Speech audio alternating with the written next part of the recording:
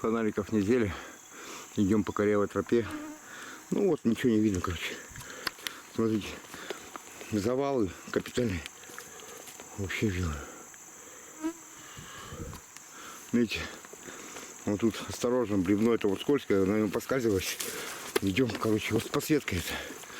А так сумерки, короче. И еще идти. Преодолели этот сложный путь с этой тропой. Блин, ну там осторожно надо, действительно, ребята. Там кочки. Вообще. Вот так. Ребята, я после похода выгляжу. Да, тяжело. Красота, костер. Что-то руды, молоток у него. Доходим голышом, короче. Устали после дня трудового. Хорошо около костра. Ходим в сланцах. Ноги пускай отдыхают труженькими. Тяжело, ребят, тяжело. Темнота, ребята. Вверху вообще. Ну, звезды иногда проскакивают, но и оттенка это не видно.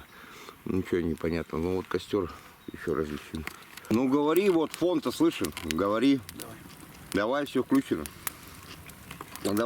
Готово. Что можно сказать об этом костре?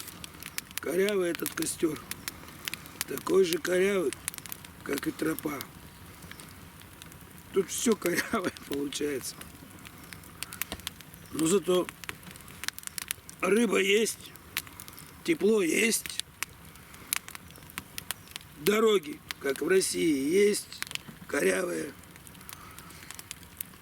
Так уж мы далеко не ушли. Единственное, что мы сегодня